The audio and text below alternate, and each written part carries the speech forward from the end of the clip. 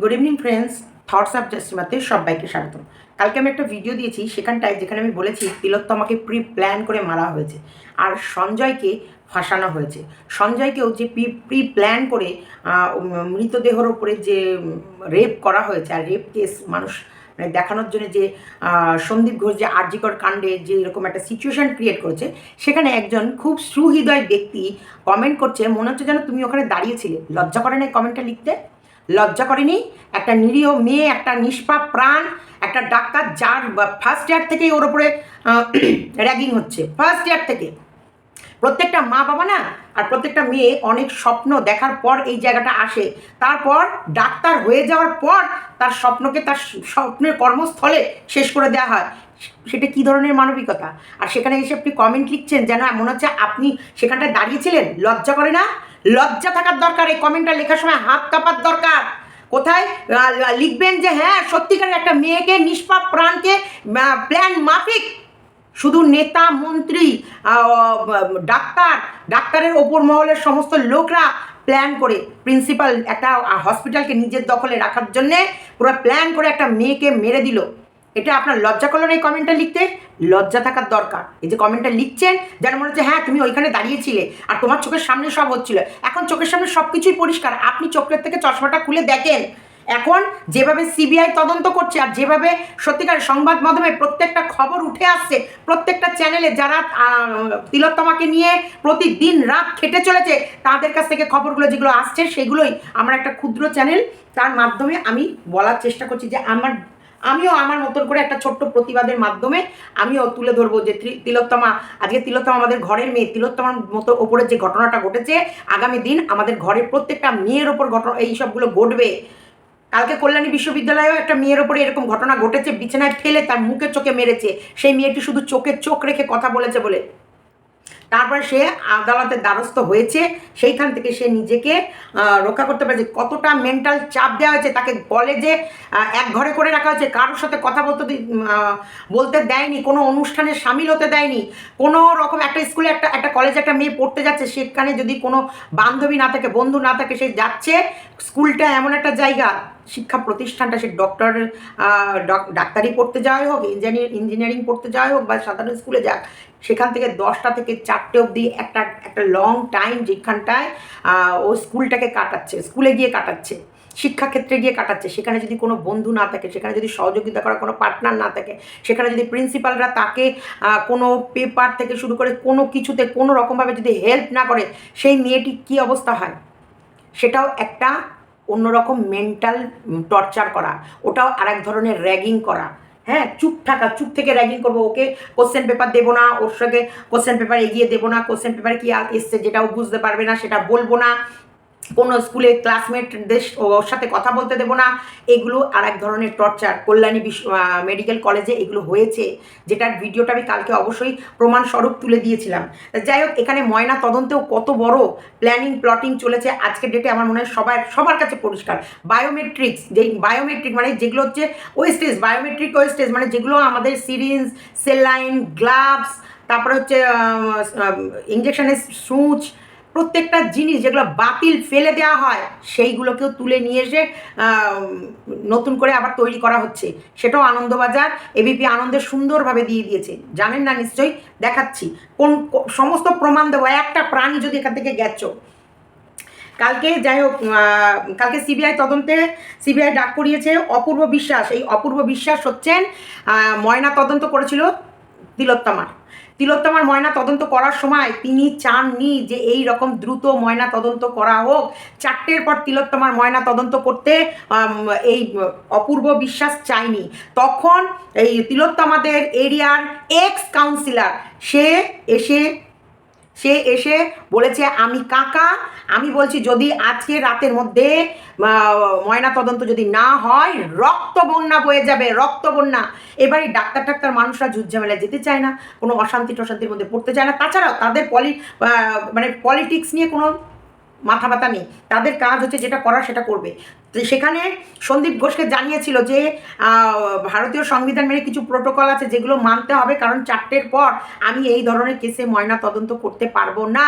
সেখানে সন্দীপ ঘোষও বলেছে ঠিক আছে, যা এই ময়না তদন্ত করতে গিয়ে যা আইন মানে তোমাকে যে যে আইনগুলো মেনে করতে হবে সমস্তটা আমি করে দিচ্ছি, সমস্ত জায়গায় আমি সই করে দিচ্ছি। যেমন থানা থেকে ওখানটায় একটা ওই কেসের যে আয়ো বা যে দেখছে, যেটা হচ্ছে ওসি বা superintendent of police, SP, OC বা এসপি বা বড় কারোর সই একটা লাগবে, যেখানটায় অবশ্যই টালা থানা থেকে কোনো উচ্চ পদের আধিকারিক সই দিয়েছেন, এবং সন্দীপ ঘোষ সেই কলেজের আরজি করের প্রফেসরের সই আছে, বড় একটা মাথার সই আছে।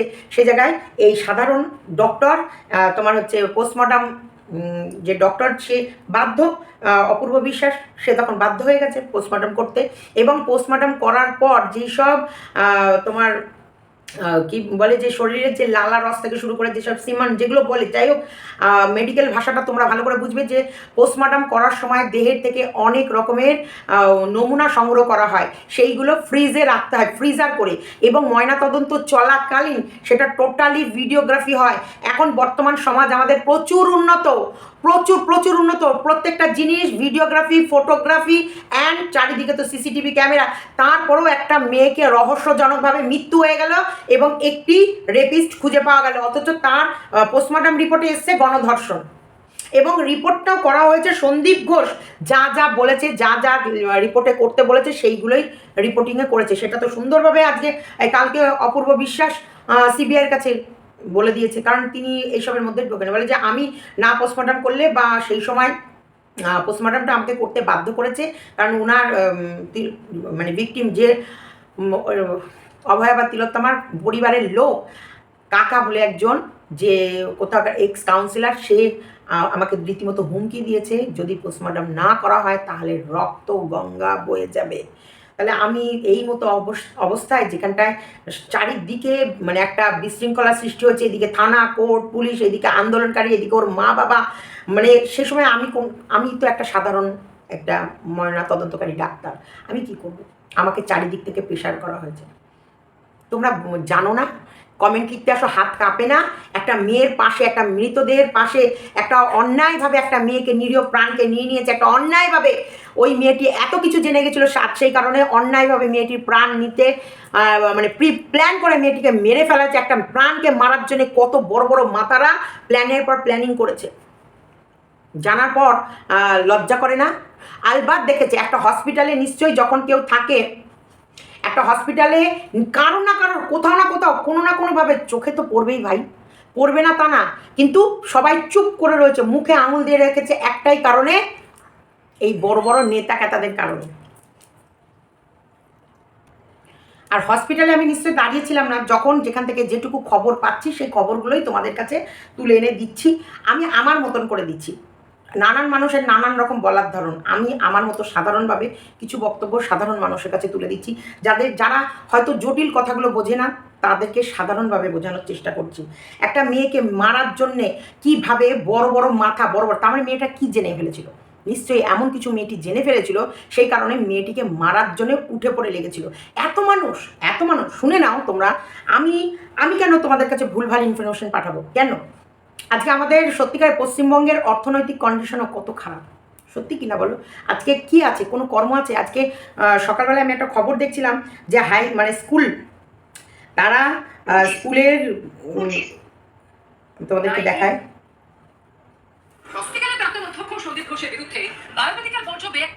এবং তারপর কিন্তু তারা আজাদ সদনের সামনে বসে পড়েন, এবং তারপরে আমার সহকর্মী রোজারিওকে দেখাতে বলবো সেই ছবি। এই যে সল্টলেক চাকরি প্রার্থীদের অভিযোগ, হ্যাঁ, আচার্য সদনের গেটের সামনে ধর্ণা, দেখো রীতিমতো চ্যাংদোলা করে, যাদের শিক্ষক হওয়ার কথা ছিল, যাদের শিক্ষক হওয়ার কথা ছিল, আপনারা যাদের শিক্ষক হওয়ার কথা ছিল, তারা কিন্তু দেখো কিভাবে বিক্ষোভ হচ্ছে, দেখো, শুধু দেখো। এবং তারপর কিন্তু তারা আচার্য সদনের সামনে বসে পড়েন, এবং তারপরে আমার সহকর্মী রোজারিওকে দেখাতে বলবো সেই ছবি। তারা কিন্তু হাতে হাত বেঁধে নিজেদের মধ্যে হাতে হাত, এক একজন চাকরি প্রার্থী আরেকজন চাকরি প্রার্থীকে আগলে রাখছেন, রীতিমতো চ্যাংদোলা করে, যাদের শিক্ষক হওয়ার কথা ছিল, যাদের শিক্ষক হওয়ার কথা ছিল, কি দাবি করছেন আপনারা? যাদের শিক্ষক হওয়ার কথা ছিল, তারা কিন্তু আজকে রাজপথে তারা আন্দোলন করছেন। আমরা দেখাচ্ছি সেই ছবি। পাজা খোলা করে চাকরি প্রার্থীদের নিয়ে যাওয়া হচ্ছে, রীতিমতো পাজা খোলা করে নিয়ে যাওয়া হচ্ছে চাকরি প্রার্থীরা। তারা যেটা বলছেন যে 14,052 জন হাইকোর্টের নির্দেশে 28 তারিখ হাইকোর্টের ডিভিশন বেঞ্চ নির্দেশ দিয়েছে 14,052 জনকে নিয়োগ করতে হবে এবং সেই নির্দেশ অনুযায়ী তারা কিন্তু মেধা তালিকা প্রকাশ এবং কাউন্সিলিং এর দিন সেই দাবি তারা করছেন। দেখা যাচ্ছে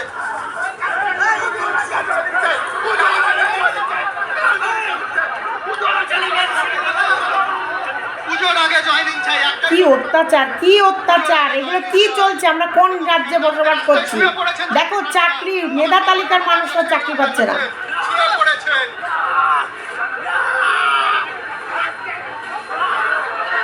আবার দেখাতে বলবো সহকর্মীকে রীতিমতো দস্তাবস্তি ধাক্কা মারা হচ্ছে চাকরি প্রার্থী শিক্ষক হওয়ার কথা। চাকরি প্রার্থী এসএসসি ভবনের সামনে 2016-তে টেট উত্তীর্ণ হলেও মেলেনি চাকরি। ঘোষণার কথা এবং সেই দাবি নিয়েই কিন্তু তারা এসেছিলেন এবং আজকে এসএসসি অফিসের তরফ থেকে এসএসসি কর্তৃপক্ষের তরফ থেকে যেটা বলা হয় যে আমরা কথা বলবো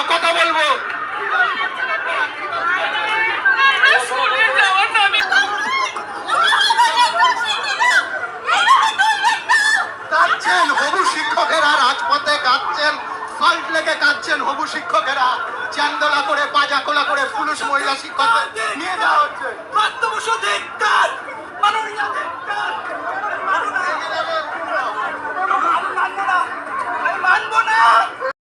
কি কি তাহলে আমাদের রাজ্যের অবস্থা কি?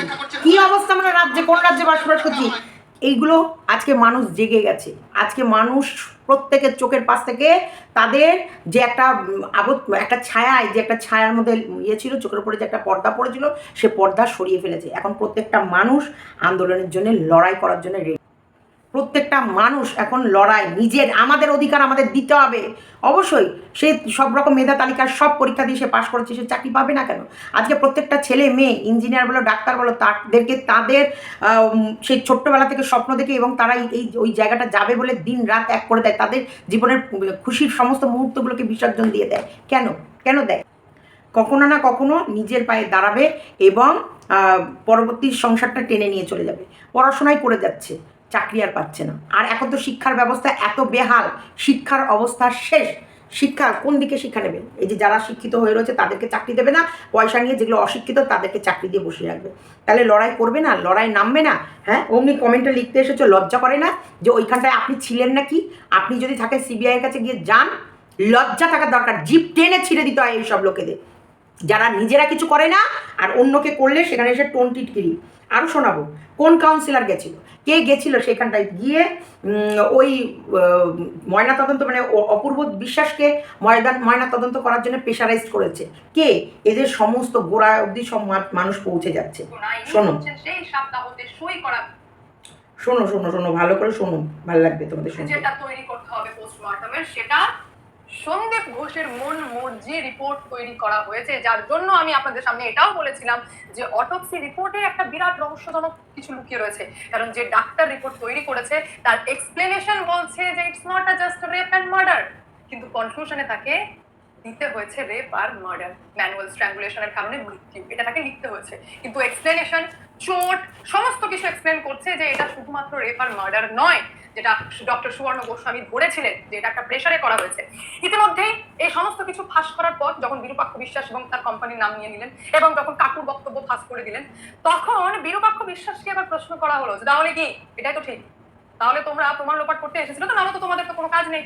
তখন বিরূপাক্ষ বিশ্বাস বলেছিলেন যে দেখুন, আমরা তৃণমূল কংগ্রেসের ছাত্র সংগঠনের লোকজন, আমাদের একটা পদ অধিকারী, আমরা একজন পদ আধিকারিক, আমরা একটা পদে রয়েছি, তো আমাদেরকে আসতে হবে।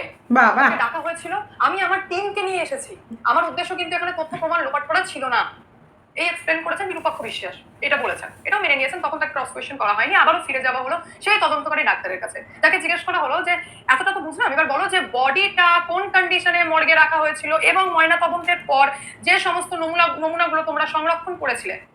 সেই লয়ার ফিরোজ এডুজি যে প্রশ্ন করেছিলেন যে ময়না তদন্তের পর ফরেন্সিক এভিডেন্সের জন্য, ফরেন্সিক রিপোর্টের জন্য, যে ভিজেরা রিপোর্টের জন্য যে সমস্ত স্যাম্পল লাগে সেটা 4 ডিগ্রি সেলসিয়াসে প্রিজার্ভ করে রাখতে হয়, সেটা নাকি রাখা হয়নি। আর ফরেন্সিকের জন্য 2 দিন পর পাঠানো হয়েছে, কারণ শুক্রবার দিন স্যাম্পল কালেক্ট করা হয়েছে, শনি রবি ল্যাব বন্ধ, সোমবার দিন গেছে, যেটা ভয়ঙ্কর মারাত্মক গাফিলতি। সেখানে এক্সপ্লেন করতে হবে যে সংরক্ষণ কি সঠিকভাবে করা হয়েছিল, নাহলে তো সব ডেস্ট্রয়। এই কোয়েশ্চেনই করা হয় এবং তদন্তকারী ডিটেলস শুনতে পেয়েছো যে ময়না তদন্ত করার পর যে স্যাম্পেলগুলো পাওয়া যায় সেইগুলোকে ফ্রিজার করতে হয়, তারপর ফরেন্সিকে মানে ডিপার্টমেন্টে পাঠাতে হয়। এখানটায় সব দিকে গাফিলতি, কত গাফিলতি হয়। একটা মেয়েকে মার্ডার, সেটা প্রি প্ল্যান মার্ডার না থাকলে এত গাফিলতি হয় কি করে? তোমরা বলো, সব দিকে গাফিলতি। কোন দিকে গাফিলতি নেই? দেহ কিভাবে রাখা হয়েছিল, নমুনা সংরক্ষণ কি করে করা হয়েছিল, কোথায় নমুনা রাখা হয়েছিল, সমস্ত কিছু বলেছেন এবং তার ডিটেলস বয়ান রেকর্ড করা হয়ে গেছে। এইবার চলে আসুন সেই টাইমিং স্লটে, যে টাইমিং স্লট আমি আপনাদেরকে আগেও বলেছিলাম, কাকুর ডিটেলস এইবার চলে আসুন। এই যে সঞ্জয়কে যে প্ল্যান করে করানো হয়েছে সেটারও ডিটেলসটা দিচ্ছে। টাইমিং স্লটে, যে টাইমিং স্লট আমি আপনাদেরকে আগেও বলেছিলাম, টাইম নিয়ে আমি আপনাদেরকে বলেছিলাম, যেটা নিয়ে এখন তদন্ত ইতিমধ্যে শুরু হয়ে গেছে, সেটা হচ্ছে 3:42 সঞ্জয় রায়কে দেখা যায় সেমিনার আরজিকর মেডিকেল কলেজের গেটে। 3:48 তাকে দেখা যায় এমার্জেন্সি বিল্ডিং এর সামনে, অর্থাৎ ঢুকতে। 4:03 সেমিনার হল পৌঁছতে, মানে সেমিনার হলের দিকে যাচ্ছে, এই কন্ডিশনে সঞ্জয় রায়কে দেখা যায়। টাইমিংটা কি বললাম? 3:48 এমার্জেন্সি বিল্ডিং, যে এমার্জেন্সি বিল্ডিং এর 3 তলায় রয়েছে সেমিনার হল, সেই সেমিনার হলে যেতে 3 তলায় মানে 3rd ফ্লোর, 4 তলায় রয়েছে সেমিনার হল, যে 4 তলায় যেতে সঞ্জয় রায়ের টাইম লেগে গেছে 3:48 টু 4:03। টাইমিং গ্যাপ কত? 15 মিনিট, পুরোপুরি 15 মিনিট। সেই সঞ্জয় রায় 4:03 থেকে 4:32 পর্যন্ত সেমিনার হলেই ছিল, কারণ তার ঢোকা বাইরের ফুটেজ তাই বলছে। তাহলে ভেতরে ছিল প্রায় আধ ঘন্টা। এবং 4:32 তিনি সেমিনার হল থেকে বেরোতে দেখা গেছে এবং এমার্জেন্সি বিল্ডিং এর নিচে গেটে, আরজিকর মেডিকেল কলেজের গেটে তার নিজের বাইক নিতে দেখা গেছে 4:37। তাহলে 4 তলা থেকে গেটে বাইক পর্যন্ত আসতে টাইম লাগলো 4:32 টু 4:37, 5 মিনিট। প্রশ্নটা হচ্ছে যে এমার্জেন্সি গেট থেকে সেমিনার হল পর্যন্ত যেতে টাইম লাগলো 15 মিনিট, কিন্তু গেটে এবার নেমে এসে সেই সেমিনার হল থেকে নেমে এসে বাইক পর্যন্ত যেতে টাইম লাগলো 5 মিনিট। সন্দেহ করা হচ্ছে যে তাহলে এই যে ঢোকা এবং সেমিনার হল যাওয়ার যে 15 মিনিট ডিস্টেন্স, মানে সেখানে হয়েছে 5 থেকে 7 মিনিট কি কারোর সঙ্গে দেখা, কারোর সঙ্গে কথা, কারোর সঙ্গে কিছু আলোচনা, কারোর নির্দেশ নেওয়া। অবশ্যই ওখানটায় এসেই সন্দীপ ঘোষ ওনাকে নির্দেশ দিয়েছে, সন্দীপ ঘোষ ওনাকে এটা কাজটা করতে বলেছে যে যা আপাতত ওইদিকে খালাস করে দিয়েছি, খালাস মানে হাত পা গুড়িয়ে একবারে চোখ মুখ কানা করে দিয়ে মুখ চোখের চোয়াল মোয়াল ভেঙে তারপরে হচ্ছে মানে জনিদারে ক্লিপ ঢুকিয়ে সর্বাঙ্গ একবারে ফ্যাতরাফাই করে দিয়েছি, যা গিয়ে এইবার ওর দেহের ওপরে তুই তোর রস ছিটিয়ে দেয়, যাতে লোকের সবার সামনে রেপ বলে চালিয়ে দেওয়া যায়। কি ভুল বলেছি? ভুল বলেছি কোথাও? ভুল বলি না, কদিন ধরে না কন্টিনিউ এটাই দেখে যাচ্ছি। আর রাজনৈতিক দেখো, আমি রাজনীতির কেউ না, না আমি ঝান্ডা গেড়ে বসে আছি, না রাজনীতি আমি করে খাই, কোনোটাই না। আমরা একটা সাধারণ মানুষ। আমাদের সাধারণ মানুষে আমরা আমাদের এই যে ঘরের মেয়েদেরকে এই দিনের পর দিন মৃত্যু হতে দেখে না, শুধু মেয়ে না, কিছুদিন আগে একটা ছেলেরও সেই ওটা হচ্ছে কি জানো জায়গাটা, যাদবপুর বিশ্ববিদ্যালয়ে ছাদ থেকে ফেলে ছেলেটাকে মেরে দিল। শঙ্খচূড় নাকি নাম ছেলেটিকে মেরে দিল। এই যে ছেলে মেয়েগুলো যে থের্ড কালচার, কলেজে ঢুকলে ভর্তি হলে মেয়েদেরকে অঙ্গ প্রত্যঙ্গ ছিঁড়ে খাওয়া, মেয়ে হলে তার ওপরে শারীরিক নির্যাতন, তাহলে ওরা তো শোষণ কোথায় হচ্ছে না? মেয়েরা অ্যাকচুয়ালি শোষণ কোথায় হচ্ছে না? অথচ প্রত্যেক জায়গায় এরা বলছে যে এটা শিক্ষাক্ষেত্র, হ্যাঁ এখানটায় কোনো রকমের মানে দুর্নীতি কাণ্ড হয় না। একটা মেয়ে কলেজে ঢোকার পর সেই মেয়েটিকে যদি ছিঁড়ে খেয়ে নেয় নরনাক্ষসরা, আর কি থাকে? কোথায় যাবে মেয়েগুলো? কোথায় যাবে ছেলেগুলো? মেয়েগুলো শিক্ষা নিতে কোথায় যাবে? কি অবস্থা? নিজের রাজ্যে নিজেদের ছেলে মেয়েদেরই রক্ষা করতে পারছে না, তাহলে ভিন রাজ্যে গেলে তো সেখানে তো অত্যাচার হতেই পারে। নিজের রাজ্যের ছেলে মেয়েগুলোকে নিজেরাই চিবিয়ে খেয়ে নিচ্ছ। এরা তো তোমাদের ভবিষ্যৎ, এরা তো আগামী প্রজন্মে, এরাই তো আমাদের ভবিষ্যৎ। আজকে আমাদের রোগ বাগ হলে আমরা কোথায় যাব? আজকে এই নেতামন্ত্রী ক্যাতাদের রোগ হবে না, এরা কোথায় যাবে? এই ভুয়ো ডাক্তার যাদেরকে এত ভুয়ো রেজাল্ট দিচ্ছে, এই ভুয়ো সার্টিফিকেট দিচ্ছে, এই ভুয়ো ডাক্তারের কাছেই তো তাদের ট্রিটমেন্ট হবে না। তাদের কিছু হলে তারা তো বিদেশ চলে যাবে, কারণ জানে তো দেশে আমি আমার রাজ্যে যতগুলো সার্টিফিকেট দিয়েছি সবই তো জাল, টাকার বিনিময়ে। ওদের ওপরে এইসব নেতা ক্যাতা মন্ত্রীদের ভরসা থাকবে না, ওনারা প্লেন করবে, কারণ লুটে নিয়েছে তো টাকা, লক্ষ লক্ষ কোটি টাকা সাধারণ মানুষের কাছে, সাধারণ ছেলে মেয়ের কাছে লুটে নিয়েছে। সেই টাকাগুলো নেবে, নিয়ে ওনারা একবার মানে পার্সোনাল প্লেন নিয়ে উড়ে চলে যাবে বিদেশে, গিয়ে ট্রিটমেন্ট করে চলে আসবে। আর আমরা পড়ে থাকবো। আমাদের তো লুটে নিচ্ছে, কাজ নেই। একদিকে লুটে নিচ্ছে, আরেকদিকে কাজ নেই। স্বাস্থ্য ওষুধ এমন দেবে তোমার রোগ হবে একটা, তোমার রোগ দাঁড়াবে আর একটাই, জীবনে সুস্থ হবে না। তাহলে তোমার কর্ম গেল, তোমার স্বাস্থ্য গেল, তোমার অর্থ গেল, অথচ মৃত্যুর মুখে ঠেলে দিল। কি অবস্থা যেন আমাদের রাজ্যের। সাধারণ মানুষকে বলছি জাগো, আমাদের রাজ্যের অবস্থা কঠিন। এই যে একটা মেয়েকে মারার পর সেই মেয়েটাকে পোড়ানো অবধি এরা মনে হচ্ছে ঠিকে নিয়ে রেখেছিল। শোনো, সেই টাইমে কি সিসিটিভি ফুটেজকে ট্যাম্পারিং করা, কারণ একটা ডিভাইস তো ভাই লাগানো হয়েছিল যেটাতে পুরো এভিডেন্স, পুরো ফুটেজটা যাতে ব্ল্যাকআউট হয়ে যায়, কিছুক্ষণের জন্য ক্যামেরা বন্ধ করা হয়। এবং যে ভাঙচুর করা হয়েছিল সেই ভাঙচুরের মধ্যে কিছু ব্যক্তি 9 তারিখে যারা আরজিকর মেডিকেল কলেজে ছিল তাদেরকে সেই ভাঙচুরের দিন দেখা গেছে এবং টার্গেট করে করে সিসি ক্যামেরাকে ভাঙচুর করা হয়েছে। এতটা পর্যন্ত ক্লিয়ার? এইবার আমি ঢুকবো মানে কতটা চালাক দুষ্কৃতী হামলা, এবং এমন ভাব দেখালো যে হসপিটালে একটা মেয়ে মারা গেছে বলে কিছু মানুষ নিজের ওপরে কন্ট্রোল করতে পারে। যেরকম হয় পেশেন্ট মারা গেলে কোনো বাড়ির লোক, পেশেন্টের বাড়ির লোকজন নিয়ে এসে ভাঙচুর করে হসপিটাল, সেরকম প্ল্যান মাফিক হসপিটাল ভাঙচুর করলো, সেখানে খুঁজে খুঁজে সিসিটিভিগুলো ভাঙচুর করে দিল। আর এই যে রিপোর্টে আসার সময় যখন সিবিআই তদন্ত হবে তখন বলবে সাধারণ লোক এসে সমস্ত সিসিটিভি তারপরে হসপিটালে যেই টয়লেটটা ইয়ে করেছে সব তোমার হচ্ছে ওই স্ক্রিন সব ডিভাইসগুলো নষ্ট করে দিয়ে গেছে। এগুলো দোষ দেবে কাদের? বলবে সাধারণ পাবলিকরা করেছে, কিন্তু করছে না সাধারণ পাবলিকরা। কারা করছে? এইখানকার এই নেতা কেতার ভেতরেই থাকা মানুষরা। শোনো, আরও শোনো, কত কি শোনো, ভুল কিছু বলি না। সার্টিফিকেটের একটা ভয়ঙ্কর দাবি, চাঞ্চল্যকর দাবি যেটা করেছেন শুভেন্দু অধিকারী। একটা টুইট করেছিলেন যে টুইটের মধ্যে তথ্য আছে, যে তথ্য সমস্ত কথা বলবে। যে ছবিটা আমি আপনাদেরকে দেখাচ্ছি, এই ছবিটা হচ্ছে সাবদাহ করার যে সার্টিফিকেট দেয় ঘাট থেকে, সেই ঘাটের এখানে দুটো সিগনেচার হাইলাইট করা হচ্ছে। একটা আপনারা দেখতে পাবেন সার্টিফিকেটের ডান দিকে, যেটা আপনারা মনে হয় বাঁ দিক করে দেখতে পাবেন, আর একটা রয়েছে এই যে নিচে এবং মিডিলে ব্লু করে হাইলাইট করা রয়েছে। আমি এটা আমার হোয়াটসঅ্যাপ চ্যানেলে অতি অবশ্যই প্রোভাইড করে দেবো। এখানে গল্প লুকিয়ে রয়েছে যে সার্টিফিকেটের ডান দিকে যার সই রয়েছে তার নাম হচ্ছে সোমনাথ দে। সার্টিফিকেটের সংবাদদাতার স্বাক্ষরে যার নাম রয়েছে তিনি হচ্ছেন সঞ্জীব মুখার্জি। রিলেট করতে করতে যাবেন, ভিকটিমের মা বাবা চেয়েছিলেন সেকেন্ড টাইম পোস্টমর্টম হোক, কিন্তু হয়নি। ভিকটিমের বাবা বলেছিলেন যে আমরা জানি না যে সাবদাহের জন্য কে টাকা দিয়েছে, কারণ আমাদের কাছ থেকে টাকাও নেওয়া হয়নি। এটা টালা থানা থেকে দিয়েছে। চলে যান, আমি আপনাদের সামনে সেকেন্ড বার যখন সুপ্রিম কোর্টে হিয়ারিং ছিল এই মামলা নিয়ে, রিপোর্ট পেশি নিয়ে, তখন আমি আপনাদেরকে বলেছিলাম যে শুধুমাত্র এই চাঞ্চল্যকর রিপোর্টেই যাবেন না, তৃণমূল কংগ্রেসের একজন বিধায়ক এবং একজন কাউন্সিলরের নাম দেওয়া হয়েছে জমা, যেটা দেখে বিচারপতি মনে করেছেন যে it's a very disturbing report. যেখানে তৃণমূল কংগ্রেসের যে বিধায়কের নাম দেওয়া হয়েছিল তিনি আর কেউ না, নির্মল ঘোষ। আমি রিলেট করতে করতে যাব। এই নির্মল ঘোষ হচ্ছে সে, বলছি না, ইনি হচ্ছেন সেই সাবদাহতে সই করা ব্যক্তি যার নাম হচ্ছে সঞ্জীব মুখার্জি, যিনি এখন মিডিয়ার মাধ্যমে এসে বলছেন যে কে আপনাদেরকে এত ডিটেলস দিয়েছে, আমি তো কিছু করিনি। অথচ এই ব্যক্তি ভিকটিমের সাবদাহতে সই করেছিলেন। সঞ্জীব মুখার্জি হচ্ছেন সেই কাকু, যে কাকু ময়না তদন্তকারী ডাক্তার অপূর্ব মুখার্জিকে ফোন করে বলেছিলেন তাড়াহুড়ো করে ময়না তদন্ত করতে, না হলে রক্ত গঙ্গা বয়ে যাবে। আর এই সঞ্জীব মুখার্জি হচ্ছেন সেই ব্যক্তি যিনি সাবদাহের সার্টিফিকেটে সংবাদদাতা হিসেবে নিজের স্বাক্ষর করেছিলেন। এই হচ্ছেন সঞ্জীব মুখার্জি সেই ব্যক্তি যিনি হচ্ছেন প্রাক্তন কাউন্সিলর সিপিএম এর, কিন্তু জয়েন করেছেন তৃণমূল কংগ্রেসে, এবং পানিহাটার তৃণমূল কংগ্রেসের এমএলএ নির্মল ঘোষের সঙ্গে খুব ভালো সম্পর্ক। এইবার চলে আসুন নির্মল ঘোষ। আমি আপনাদেরকে বলেছিলাম যে একজন বিধায়ককে মোবাইল ট্রেস করা হয়েছে, মোবাইল টাওয়ার লোকেশন পর্যন্ত ট্র্যাক করা হয়েছে।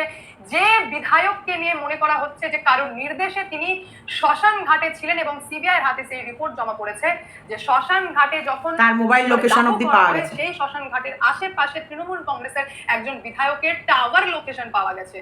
সেই বিধায়ক আর কেউ না, ইনি হচ্ছেন সেই নির্মল ঘোষ, যার সাথে খুব ভালো সম্পর্ক হচ্ছে সঞ্জীব মুখার্জির, যিনি প্রাক্তন কাউন্সিলর ছিলেন। তাহলে এই সঞ্জীব মুখার্জি কে?